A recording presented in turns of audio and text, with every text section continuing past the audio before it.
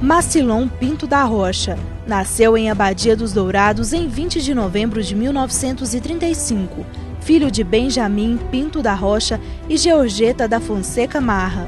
Desde muito cedo, Marcilon trabalhou como lavrador em fazendas de nossa região.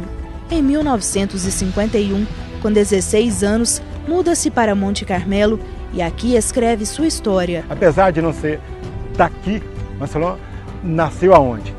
Abadia. Ele veio para cá muito moço. A terra dele, que ele escolheu como pátria, ele falava, a minha querida Monte Carmelo.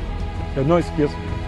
Em 1961, casa-se com Alba Rodrigues da Rocha, com quem teve 3 filhos, José Luiz Rocha, André Rodrigues Rocha e Paulo Rodrigues Rocha. Em 1970, já com 35 anos, retoma seus estudos e em 1977, com a vinda da extensão da UFO para Monte Carmelo, ingressa no curso de Estudos Sociais, formando no ano de 1979.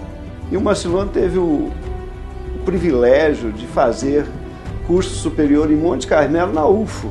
A UFO teve uma extensão aqui e ele então fez o seu curso superior.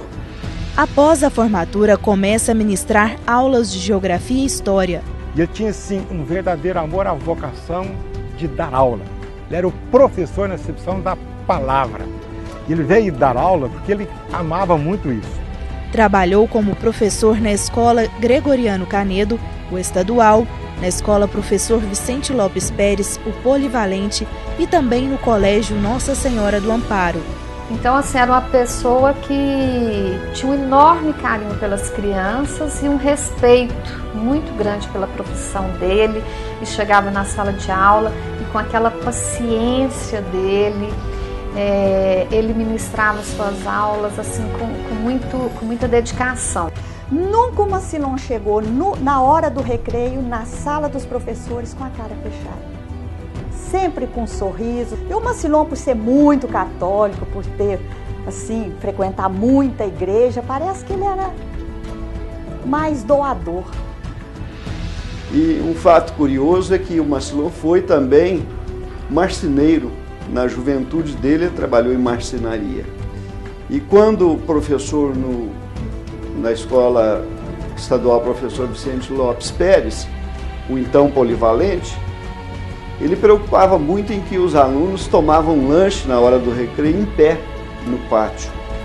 E ele então conseguiu material e construiu mesas e bancos para que os alunos pudessem tomar o seu lanche devidamente acomodados, assentados e com a mesa à sua frente. Então aquelas mesas e bancos que tem até hoje na Escola Polivalente foram trabalhos do próprio Marcilon. Isso eu testemunhei e aplaudi. Durante todo esse período, participava ativamente dos movimentos políticos e religiosos, juntamente com seus amigos vicentinos, participando das grandes decisões e conquistas de nossa cidade. Ele foi mediador. Como eu já disse aqui, ele não falava mal de ninguém. Ele conseguia transitar bem nessas linhas todas, né? E apesar de ele ter um carinho, um amor enorme para a questão chamada política, nós não conseguimos conviver com os políticos muitíssimamente bem. Qual era a causa que ele tinha? Monte Carmelo. Era bem nosso? Era para o bem da terra? Contava com ele.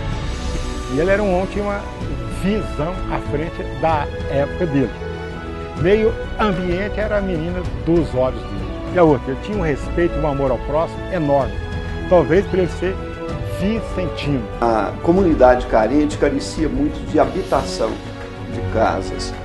E nós trabalhamos vários fins de semana construindo casa para os pobres. E o Marcilon, como marceneiro que foi, ele era um exímio trabalhador na construção de casa para os pobres. Sempre nos ajudou e sempre a gente estava junto construindo casa para os pobres. Foram muitas casas. À frente da Sociedade São Vicente de Paulo, no cargo de presidente, juntamente com toda a sua equipe, idealizam a construção de um novo asilo para o acolhimento dos idosos carentes de nossa cidade. Mas antes, era preciso ter renda para manter este asilo. Marcilon, então, teve a ideia de construir um hotel, onde sua renda pudesse ser aplicada na manutenção do asilo, nas obras sociais e no atendimento a pessoas carentes. Ele tem uma história muito bonita de ajuda à comunidade. Como vicentino que foi, ele era verdadeiro líder. Nós tínhamos, onde hoje é o Hotel Dona Wanda, o asilo que funcionava numa casa muito antiga, e chegou a um ponto que aquela casa não oferecia mais condições dignas para os nossos internos. E resolvemos então, a diretoria da Sociedade São Vicente de Paulo, demolir aquela casa para construir um novo asilo, onde está atualmente hoje, naquele quarteirão do pronto-socorro. E no local onde era o asilo, nós resolvemos então construir o Hotel Dona Wanda. E foi da cabeça do Marcilon essa ideia. E eu lembro bem, na época nossa, a visão que ele tinha. Isso é final da década de 70. Jamais se pensava em construir um hotel aqui. Então ele fez uma reforma muito grande na Sociedade São Vicente de Paula. Ele foi líder durante toda a construção do Hotel Dona Wanda. E assim que ficou concluído o Hotel Dona Wanda, nós começamos a construção do atual asilo São Vicente de Paulo. Aliás, hoje é Casa de Repouso São Vicente de Paulo. E a Casa de Repouso, então, foi também construída sob liderança do Marcilon. Até hoje, o Hotel Dona Wanda é cartão de visita de nossa cidade por sua localização, beleza e conforto proporcionado a seus hóspedes e contribui muito como fonte de renda para as obras vicentinas. E com a construção do novo asilo, hoje a Casa de Repouso proporciona um local apropriado e digno para acolher as pessoas que necessitam.